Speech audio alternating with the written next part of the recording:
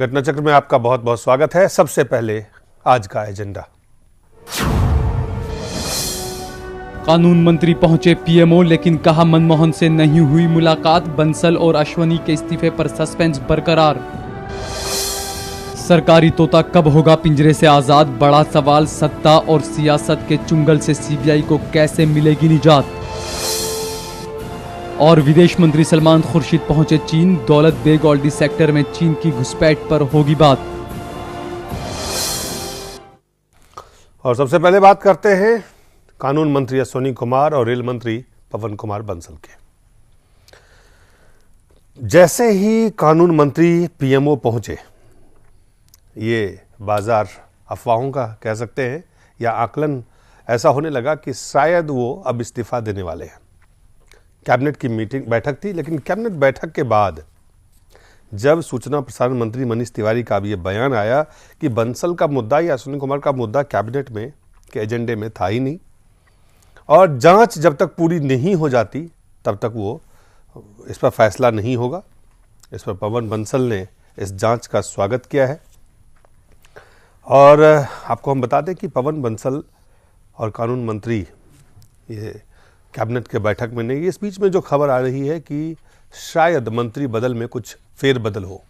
अब ये फेरबदल होगा नहीं होगा, इसकी आधिकारिक सूत्र से किसी भी तरह का इसे ना तो नकारा गया है ना ही स्वीकारा गया है। लेकिन सस्पेंस के साथ साथ कई सवाल उठाए जा रहे हैं कि आखिर कानून मंत्री के जो भी कानून मंत्री ने सीबीआई के रिपोर्ट में कोलगेट पे किया, सुप्रीम कोर्ट की जो टिप्पणियां हैं, पवन बंसल के मामले में जो हर रोज नए खुलासे हो रहे हैं, इन तमाम चीजों का कोई असर होगा भी या नहीं होगा। इस्तीफा मांगने के लिए विपक्ष लगातार दबाव बना रहे हैं। आपको हम बीजेपी के नेता हैं बलबीर पुंज, उन्होंने आज फिर इस्तीफा मांगा है, आप खुद देखें। सरकार चाहती है कि इस घूसकांड की निष्पक्ष और स्वतंत्र जांच हो, तो उसके लिए आवश्यक है कि पवन बंसल जी रेल मंत्री पद से त्याग पत्र दें। स्वाभाविक रूप से जब आदमी कैबिनेट मिनिस्टर होता है तो सीबीआई की जांच करने की और पूछताछ करने की सीमा हो जाती है, और हम मानते हैं कि जब तक पवन बंसल अपने स्थान पर बैठे हुए हैं कैबिनेट मंत्री के नाते, तब तक इस मामले की स्वतंत्र और निष्पक्ष जांच संभव नहीं है। सर दादा, इस्तीफा किसकी इस्तीफा? रेल मंत्री का, एक कानून मंत्री का विपक्ष मांग रहे हैं। मनमोहन जी की सरकार ए राजा के साथ जो ताल्लुकात की और उनको जेल में जाना पड़ा। अभी फिलहाल जो अश्विनी कुमार की बात है, उसको भी इस्तीफा की मांग कर रहे हैं। प्रधानमंत्री की कोलगेट मामले में इस्तीफा की मांग कर रहे हैं। आपके पवन बंसल रेलवे में इस्तीफा की मांग कर रहे हैं। ये सरकार चल रही है जिसमें रसायन या खाद्य मंत्री है ही नहीं, वो तो छोड़कर चले गए इस्तीफा दे के डीएमके के आलागिरी। अब ये सरकार पता नहीं कैसे चल रही है। और ये सरकार की जब मनमोहन जी पूरे जो प्रधानमंत्री है, सब चीज़ की जो जिम्मेदारी जिन्होंने ले चुका है, वो जिम्मेदारी तो निभाते नहीं है। दूसरी बात है उनकी इतनी बेशर्म हो गए कि किसी को कोई परवाह नहीं, कुछ हो जाए हम तो नहीं आएंगे, हम रहेंगे।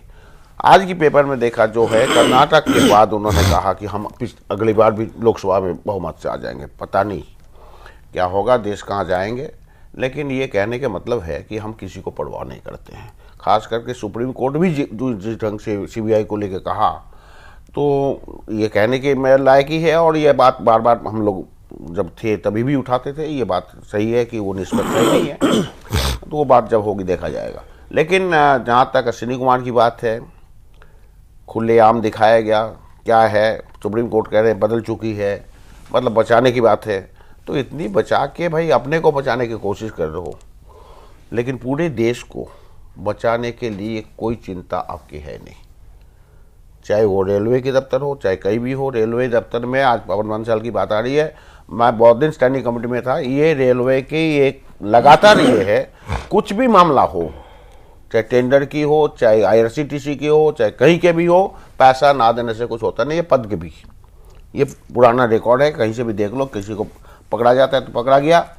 आप पवन बंसल जैसे है कि हमने लाल बहादुर शास्त्री को भी देखा, जिसकी जिम्मेवारी उनकी डायरेक्ट नहीं है, एक दुर्घटना के कारण उन्होंने इस्तीफा दे दी थी। अब वो चीज भी हमने देखा, हमने वो दौर भी था, ये दौर भी है जहाँ पे इतनी लगातार फजीहत के बावजूद भी बैठा रहना। बैठे क्या मजबूरियां क्या है ऐसी? मजबूरियां क्या है? कोई मजबूरी है तो सरकार एक ही चीज जो साफ मजबूरी जो है, ये हम कितना लूट सकते हैं, और लूट की पैसा हम कहां कहां दे सकते हैं, इसके अलावा क्या है?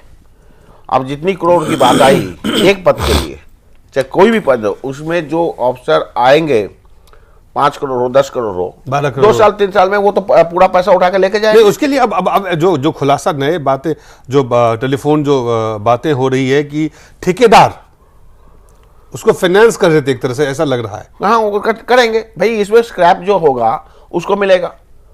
दूसरे ठेकेदार जो है, जो IRCTC जो है, ये जो खाने वाने जो देते हैं, कुछ भी हो, आजकल तो सभी जो है ज्यादा से ज्यादा प्राइवेट हो गया, और हर प्राइवेट में कॉन्ट्रैक्टर सिस्टम हो गया। चाहे वो आपकी ट्रांसपोर्ट स्टाफ हो, पानी पिलाने वाला हो, स्वीपर हो, कहीं भी हो, सब ठेकेदारी है। तो कुछ ठेकेदारी मिल जाने से कम हो जाएगा। तो इसके ठेकेदार लोग तो आप ये कह रहे हैं कि ये इस्तीफा इसलिए नहीं हो रहा है रेल मंत्री का कि वहां पे सिर्फ लूटने की बात है कि कितना दिन और लूट सकते हैं, और क्या? इसके पीछे और कोई कारण नहीं है? और क्या कारण है? कोई ना। देखिए, मैं जो बता रहा हूं कि हमारे देश में, आप लोग भी सपोर्ट करते हो, देखा होगा, वर्ल्ड क्लास स्टेशन बना रहा हूं। मतलब पुरानी बिल्डिंग को तोड़कर नई जो बिल्डिंग बनाया जा रहा है, इसमें भी पैसा की आमदनी है। और वर्ल्ड क्लास के मतलब जो होता है, वर्ल्ड तो पता नहीं कैसा वर्ल्ड देख के आए हैं, ये तो मतलब इनकी इंफ्रास्ट्रक्चर ही वर्ल्ड क्लास के साथ नहीं है। और वर्ल्ड क्लास बना के क्या करोगे जब हम पटरी पर गाड़ियाँ ठीक ढंग से चलती नहीं है? पटरी जब खुला हुआ है, हम इसको किस ढंग से जनता की करते हैं? और जनता की सुरक्षा के बारे में बहुत दिन से बात चल रही है। जनता की, रेल यात्रियों की सुरक्षा तो उतनी होती नहीं है, बल्कि रेल यात्रियों की सुरक्षा ज़्यादा बढ़ते जा रही है लगातार। क्यों ना आज उसके रेलवे की पानी भी खरीद के लेना पड़ता है, वो भी ज्यादा पैसा देके जी। और वो भी प्रॉफिट में बेचा जाता है पानी। जिस तरह से मार्केट में बिकता है उस तरह से पानी आज आप बेच रहे हैं रेल बना के। पुष्पन, ये तो एक एंगल है, लेकिन आखिर क्या मजबूर, कुछ तो सियासी मजबूरियां कांग्रेस की होंगी, देखिए, जिसके कारण आज अश्विनी कुमार को और पवन बंसल को लगातार। देखिए, दादा ने जितनी बात कही है उसमें एक बात मैं और जोड़ना चाहता हूं कि हम ये देखें कि अश्विनी कुमार कोयला मंत्री नहीं थे। अश्विनी कुमार ने उस ड्राफ्ट रिपोर्ट में, स्टेटस रिपोर्ट में जो भी छेड़खानी की, अपने लिए तो नहीं की। वो तो कहीं डायरेक्ट उसमें इन्वॉल्व नहीं है, ना तो वो कोयला की जो ब्लॉक्स आवंटन का मामला हो उसमें हो। पुष्पन, मैं आपको रोक के, कांग्रेस के प्रवक्ता है मीम अफजल साहब हमारे साथ फोन लाइन पे मौजूद है। अफजल साहब, बहुत बहुत स्वागत है आपका। जी, थैंक यू। अफजल साहब, लगातार ये चर्चाएं हो रही है कि कैबिनेट में फेरबदल होगा, बंसल साहब इस्तीफा देंगे, अश्विनी कुमार इस्तीफा दे सकते हैं, या उनको हटाया जा सकता है, या सरकार और पार्टी के बीच में इसमें सामंजस्य नहीं है। विपक्ष आपसे इस्तीफा का मांग लगातार, संसद ठप रहा, बाहर में भी इस्तीफा की मांग कर रहे हैं। आखिर कहां पे कांग्रेस की दुविधा कहां है? देखिए, ऐसा है कि अपोजिशन का जो काम है जी, वो अपोजिशन कर रही है, सरकार का जो काम है वो सरकार कर रही है जी, और पार्टी का जो काम है, हमारी पार्टी का, वो अपनी जगह पे काम कर रही है जी। मैं इस मौके पे सिर्फ इतना ही कह सकता हूं कि ये जो मामला है वो सब जुडिस है। सुप्रीम कोर्ट ने एक ऑर्डर किया है, कुछ अपनी ऑब्जर्वेशंस दी हैं, और उन ऑब्जर्वेशंस को जी का अध्ययन जो है वो सरकार कर रही है, और उसके मुताबिक थोड़े से वक्त में जो भी फैसला होगा वो किया जाएगा। लेकिन इसका जवाब जो है वो जुलाई में दिया जाना है जी। तो ये का अध्ययन सरकार कर रही है। जहां तक पार्टी का ताल्लुक है, पार्टी सिर्फ इतना ही कह सकती है कि हर चीज पर हमारी पूरी नजर है और हम इस प्रोसेस को देख रहे हैं और हम ऐसी कोई बात नहीं करना चाहते या कहना चाहते जिससे कोर्ट के जो प्रोसेस है उसमें कोई बाधा पड़े या उस पर हमारा कोई मदाखलत मानी जाए। जी, शुक्रिया। मैं एक लगातार आपने कहा कि इस पे हम नजर बनाए हुए हैं, सरकार अपना काम करेगी, विपक्ष अपना काम कर रही है, लेकिन इसमें जो बड़ा सवाल आ रहा है, दो अलग अलग मामले हैं। एक मामले में सुप्रीम कोर्ट की तल्ख टिप्पणियां हैं और उन तल्ख टिप्पणियों के बाद क्या पार्टी को लगता नहीं है कि इस तरह की टिप्पणियों से अगर कार्रवाई इसके बावजूद भी ना हो तो पार्टी को नुकसान पहुंच सकता है? आप ये कैसे कह सकते हैं कि कोई भी इतनी बड़ी पार्टी या इतनी बड़ी सरकार जी सुप्रीम कोर्ट कुछ कहे जी और उसका नोटिस नहीं लेगी? सरकार कंसर्न है इस मामले में और सुप्रीम कोर्ट ने जो कुछ भी कहा है उसका अध्ययन किया जा रहा है और ठीक वक्त पर इस सिलसिले में जो भी कार्रवाई समझी जाएगी वो जरूर की जाएगी। ठीक वक्त का जरा अगर देश की जनता के साथ अगर आपको उचित लगता हो कि नहीं ये ठीक वक्त देश की जनता को भी बताना चाहिए, पार्टी क्या कर रही है देश की जनता को भी जानने का कोई हक है, आपको लगता है कि कर रही है वो तो आप मिनट टू मिनट नहीं मैं मिनट टू मिनट की बात नहीं कर रहा हूँ, पूरा टेलीविजन पर दिखाई रहे हैं जी, पूरे हिंदुस्तान में दिखाया जा रहा है, हर टेलीविजन चैनल यही दिखा रहा है, इसमें बताने वाली क्या बात? नहीं, टेलीविजन चैनल जो दिखा रहे हैं उस पे पार्टी क्या कार्रवाई कर रही है ये सवाल मैं पूछ रहा हूं आपसे। जो सुप्रीम कोर्ट ये काम पार्टी का नहीं है कि सरकार में कोई काम हो और उसको जो है वो पार्टी उसका कोई नोटिस लेके कोई कार्रवाई करे। ये किस पार्टी की सरकार है जिसमें आपको कोई उससे कोई लेना देना नहीं है? क्या पार्टी और सरकार अलग अलग है? पार्टी का जो व्यू होगा जी वो ठीक समय पर और ठीक जो कंसर्न लोग हैं उनको बताया जाता है, हमेशा बताया जाता है। तो आप क्या अभी ये कह रहे हैं कि पार्टी जो है वो अलग ढंग से चल रही है, पार्टी का सरकार के ऊपर कोई नियंत्रण नहीं है? ऐसा कुछ मैंने नहीं कहा, ये तो सिर्फ आप कह रहे हैं। जी, तो क्या मैं वही सवाल है कि आपने कहा कि पार्टी नजर रखे हुए है, आपने खुद कहा कि पार्टी का नजर रखने का मतलब ये होता है कि जो भी डेवलपमेंट्स हो रही है आप नजर रखे हुए हैं, ऐसे पार्टी भी नजर रखती है हर चीज पर।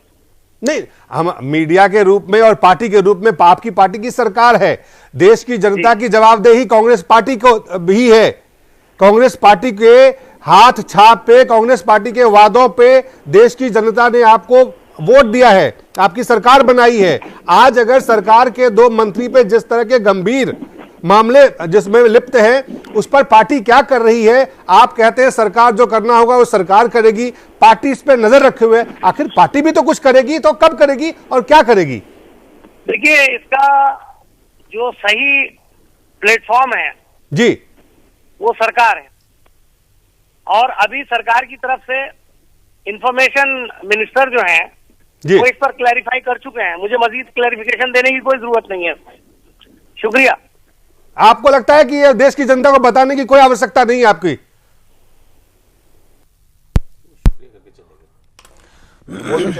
आपने खुद देखा कि ये कांग्रेस पार्टी के प्रवक्ता है मीम अफजल साहब, उन्होंने कहा कि जो सरकार को कहना था वो कह चुकी है सरकार के मंत्री, हम नजर बनाए हुए हैं। ये बड़ा ही गंभीर स्थिति है। अगर इस स्थिति को आप देखें, दादा, जो स्थिति बन रही है ये इतनी सरलता से नहीं इसको दरकिनार करके आगे बढ़ा जा सकता है कि नहीं ठीक है, मीम अफजल साहब कांग्रेस के प्रवक्ता है, उन्होंने एक बात कह दी, आप मान लें और देश उसको स्वीकार कर ले। अब जो है देखो पुष्पिन जी, आप भी देखो कि जिस ढंग से बात किया और बात करके शुक्रिया करके चले गए, एक डिस्कशन हो रही है, उसमें बाकी के क्या है, कुछ सवाल है कि नहीं है, ये तो कहने के लिए मैं एक चीज़ को दोहरा रहा हूँ। थोड़ा पीछे चले जाए, नेहरू जी के ज़माने में जब प्रधानमंत्री थे उस टाइम ये मामला सदन के अंदर ख़त्म हो गई थी। जब टीटी कृष्णमाचार्य ने कुछ किया था तो बात सदन में चर्चा हुई और उनको इस्तीफा देना पड़ा। वही नेहरू जी के टाइम में बीके कृष्णमेनन की बात आई थी, फिर बीके कृष्णमेनन को भी इस्तीफा देके जाना पड़ा था। ये भी सरकार थी जब सदन की मामला अदालत में नहीं जाते थे। आप बार बार उन्होंने अदालत की बात करनी है, जो सदन की बात होता ही नहीं है, तो सदन को इन्होंने कैसे मतलब खराब कर रहे हैं और इसको पोजीशन जो ढीला कर रहे हैं कि अदालत में जाओ तो होगा। अब आपने अभी मनीष तिवारी की बात किया, मनीष तिवारी एडवोकेट है जी, वो कह रहे हैं जब तक जांच नहीं होगी, जब तक मंत्री पद में होगा तब तक पूरी जांच होती नहीं है। ये भी उनको मालूम है वकील होने के नाते कि सीबीआई की जांच तभी हो सकती है जब मंत्री अपनी इस्तीफा देके छोड़ देंगे और पद पर होने से उसकी जांच पूरा होता नहीं है, ये भी उनको मालूम है। लेकिन मनीष तिवारी जैसे एडवोकेट भी अगर कह दे जांच होगी तब देखा जाएगा, तो हम क्या बताएं सरकार के बारे में। मतलब सरकार की बहुमत मिल गई, सरकार अब सोच रहे हैं कि देश जहां जहां मर्जी जाए, जनता जहां मर्जी जाए। इस पूरे जो उन्होंने जवाब, उनके जवाब को आपने पुष्पेंद्र सुना, सरकार है अलग, अपोजिशन अपना काम कर रही है, सरकार अपना काम करती रहेगी, पार्टी अपना काम कर रही है। पार्टी क्या काम कर रही है, पार्टी कैसे नजर रखी हुई है? देखिए, मैं दिलीप भाई मीम अफजल साहब की जल्दबाजी और जिस अंदाज में उन्होंने आपके सवाल सुने, लेकिन जवाब उन्होंने वही दिया जो उन्हें देना था, और जिस तरीके से वो भागे हैं शुक्रिया करके, आप इस पूरे बयान को देखें गौर से तो ऐसा लग रहा है कि इस वक्त कांग्रेस पार्टी ने अंदर से ये मन बना लिया है कि हमें सरकार से अलग दिखना है।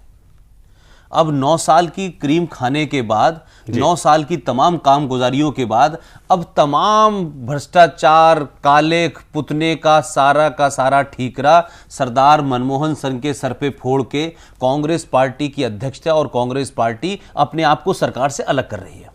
एक जो उनका बात करने का पूरा स्टाइल था कि पार्टी अपना काम कर रही है, नजर रखे हुए है, सरकार क्या करती है उससे हमें मतलब नहीं है, सरकार का काम अलग है। आज पहली बार कांग्रेस के किसी प्रवक्ता ने, और जो अभी 4 दिन पहले अलवी साहब के हटने के बाद एक मुस्लिम चेहरे के नाम पे रिप्लेस हुए हैं, उन्होंने जो बात कही है, आप इसको गौर से देखें तो आज ये बिल्कुल तय हो चुका है कि कांग्रेस पार्टी इन 2 मंत्रियों की भेंट चढ़ा करके सरकार से अपने को अलग रखना चाहती है कि सरकार से लोग नाराज हो सकते हैं लेकिन कांग्रेस पार्टी और सोनिया गांधी से ना हो। एक तरफ आप देखें कि फूड बिल आएगा, दूसरी तरफ देखें लैंड एक्विजिशन बिल आएगा। ये सोनिया गांधी के पेट प्रोजेक्ट हैं, ये सोनिया गांधी की ख्वाहिश है कि ये गरीबों के लिए स्कीमें आए।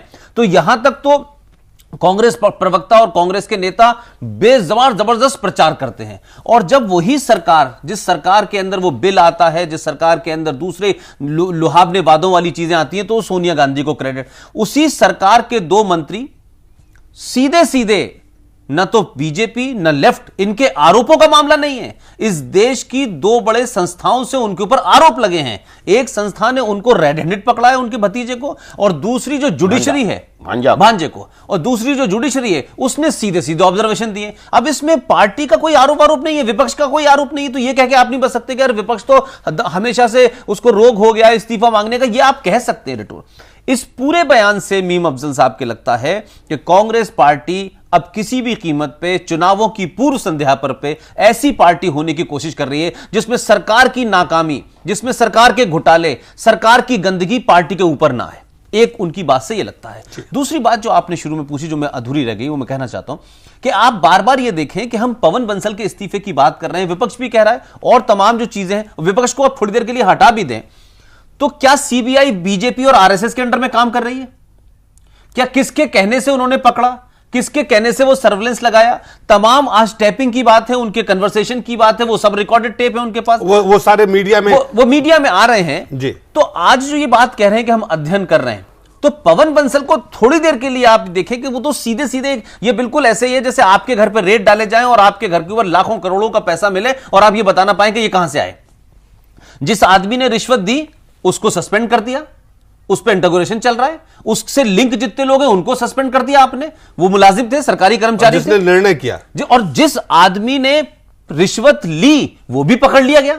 मोटिव रिश्वत का पता हो चुका है, यह भी पता हो चुका है कि जिस सिलसिले में रिश्वत जिस आदमी ने दी थी उसको कुछ बनना था, उस बनने वाले जो कागज है उस पर साइन सिर्फ पवन बंसल के होने थे, कोई और करने वाला नहीं था।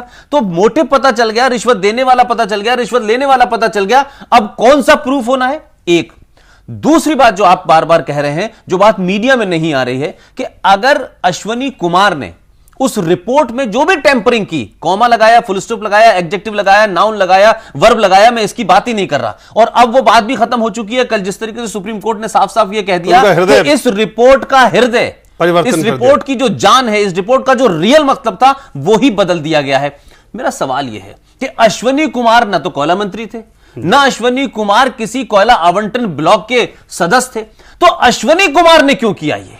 आज अश्वनी कुमार के इस्तीफे की मांग हो रही है सिर्फ इसलिए कि उन्होंने ड्राफ्ट रिपोर्ट में टेम्परिंग की है। मेरा सवाल उससे आगे जाता है कि अश्वनी कुमार ने किसके कहने पे किया है? अश्वनी कुमार का हिडन मोटिव क्या था? क्या अश्वनी कुमार प्रधानमंत्री मनमोहन सिंह को उस दौर के ब्लॉक की जिसकी जांच हो रही है, जब प्रधानमंत्री खुद मनमोहन सिंह कोयला मंत्री थे, उस दौर की जांच के सिलसिले में यह स्टेटस रिपोर्ट थी, उसको चेंज करने में क्या मनमोहन का इशारा था या मनमोहन से डायरेक्ट बात थी? हमारे साथ बीजेपी के प्रवक्ता है कैप्टन अभिमन्यु है हमारे साथ। दादा हमारे साथ बीजेपी के प्रवक्ता है। कैप्टन साहब बहुत बहुत स्वागत है आपका। जी नमस्कार। कैप्टन साहब, जिस तरह पार्लियामेंट नहीं चला और जो आपकी मांग थी वो नहीं मांगी गई, अब आप मांग एक तरफ से दोहरा रहे हैं लेकिन सरकार के ऊपर कोई असर दिख नहीं रहा है इसका। ये देश का दुर्भाग्य है जी कि देश का संसदीय लोकतंत्र आजादी के 65वें वर्ष में इस स्तर पर पहुंच गया है कि संसदीय लोकतंत्र की मान्यताएं, मर्यादाएं, आदर्श और सिद्धांत आज पूरी तरह से तार तार हो रहे हैं। जी लोकतंत्र अपनी परिपक्वता की पूर्णता तब मानता है जब संसद मान्यताओं और मर्यादाओं के आधार पर चले, लेकिन दुर्भाग्य है कि आज इस पूरे कोल गेट के स्कैम में देश की सर्वोच्च संवैधानिक संस्था जो कंट्रोलर ऑडिटर जनरल है, जो सरकार के खजाने के खर्च का पूरा आकलन करके उसका निरीक्षण करके अपनी रिपोर्ट संसद को देती है, जी उसने देश का सबसे बड़ा आज तक का घोटाला उजागर किया कोलगेट स्कैम में 1,86,000 करोड़ रुपए का। जी देखने की बात यह, देश का सबसे बड़ा घोटाला संवैधानिक संस्था के द्वारा प्रकाश में लाया गया। देश के सबसे बड़े कार्यपालिका के पद प्रधानमंत्री कार्यालय जो स्वयं उस वक्त कोयला मंत्री थे, जी उनके कार्यकाल में हुआ यह घोटाला। जी कार्यपालिका का सबसे बड़ा पद और देश की न्यायपालिका की सर्वोच्च संस्था, उसको इस स्तर पर आकर के टिप्पणी करनी पड़ती है कि देश की जांच एजेंसी, सर्वोच्च जांच एजेंसी सीबीआई, जी वह जांच करने में स्वतंत्र नहीं है, उसको तोता बनाया जा रहा है और वो पूरी तरह से केवल रिपोर्ट को देखना नहीं, कानून मंत्री ने ये स्थिति दोषियों को कैप्टन साहब, ये स्थिति तो बिल्कुल उजागर देखिए, सर्वोच्च न्यायालय की जो टिप्पणियां थी वो बहुत तल्ख थी। उसमें उन्होंने कई सवाल, कई तरह के टिप्पणियां की जिसको सरकार को शायद उस पर गंभीरता से विचार करनी चाहिए था, लेकिन वो विचार आपको भी लग रहा है कि वो विचार नहीं कर रहे हैं।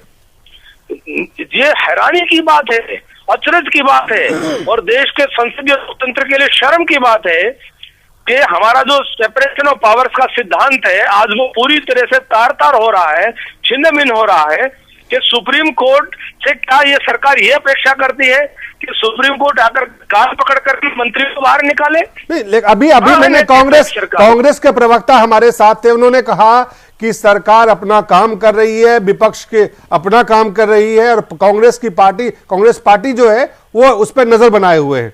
तो विपक्ष बिल्कुल ठीक कहा, सरकार घोटाले कर रही है जी और विपक्ष उसको उजागर कर रहा है, जनता की लड़ाई लड़ रहा है। अब क्या करेंगे आप? अब क्या करेंगे आप? अभी संसद का सत्र समाप्त हुआ है जी और भारतीय जनता पार्टी देश की जनता के साथ में इस भ्रष्टाचार के खिलाफ लड़ाई में अग्रसर होकर के अपनी लोकतंत्र में धर्म और कर्तव्य को निभाते हुए भ्रष्टाचार को जड़मूल से समाप्त करने के लिए जैसे संसद में संघर्ष किया, अब सड़क के ऊपर संघर्ष करने के लिए भारतीय जनता पार्टी तैयार है। जी हमारे साथ पुष्पेंद्र कुलश्रेष्ठ एक सवाल पूछना चाहते हैं आपसे। जी पुष्पेंद्र। अभिमन्यु जी, मैं ये सिर्फ जानना चाहता हूं कि जिस तरह से आप पे ये आरोप है कि भ्रष्टाचार के चलते आपने संसद नहीं चलने दी, सरकार को हिला दिया, सरकार पीठ दिखा के भाग गई, क्या भारतीय जनता पार्टी से देश के लोगों को यह तवक्को करना चाहिए, ये उनसे उम्मीद करनी चाहिए कि भारतीय जनता पार्टी संसद के अंदर तमाम लड़ाई टेलीविजन चैनलों पे आकर के आप तर्क दे रहे हैं, क्या जन आंदोलन करेंगे? क्या भारतीय जनता पार्टी के तमाम जितने भी मेंबर ऑफ पार्लियामेंट हैं उसको संसद से इस्तीफा देकर के सड़क पे नहीं जाना चाहिए? आप संसद सदस्य से इस्तीफा देंगे तो देश में दूसरा माहौल बनेगा, लगेगा कि आप भी तैयार हैं। आपका जो बड़ा लिमिटेड लड़ाई है उससे लगता है कि आप भी सरकार के खिलाफ लड़ तो रहे हैं लेकिन जनता के साथ खड़े होने के लिए आप सदस्यता पद से इस्तीफा नहीं देना चाहते हैं। मैं मेरे मित्र से कहना चाहूंगा कि परिपक्व लोकतंत्र में संसद जन भावना की अभिव्यक्ति का सबसे महत्वपूर्ण और बड़ा माध्यम है और हमने बड़ी जिम्मेदारी से जन भावना को संसद में उठा करके कि देश के सबसे बड़े और इतने भ्रष्टाचार के मामले और घोटालों के ऊपर भी सरकार नैतिक तकाजा को ध्यान में रख करके अपने मंत्रियों को हटाने की कार्रवाई नहीं कर रही है। उस लड़ाई को बदस्तूर दुर्भाग्य से कि सरकार अगर नैतिकता का तकाजा दिखाती तो आज हमको लड़ाई सड़क पर नहीं लड़नी पड़ती, लेकिन जन भावना और जनाक्रोश का प्रकटीकरण अब सड़क पर भी होगा और ये सरकार को बाध्य करेंगे। सिंह साहब, ये मंत्री जो भ्रष्ट और दागी मंत्री है इनको हटाया जाए।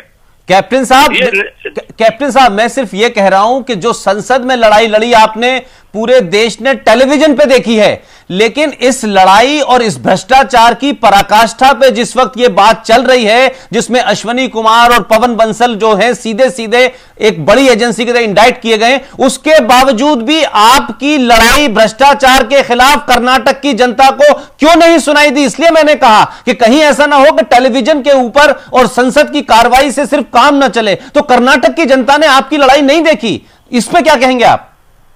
देखिए, कर्नाटक के चुनाव का परिणाम बहुत सारे वहां के स्थानीय कारण भी हो सकते हैं।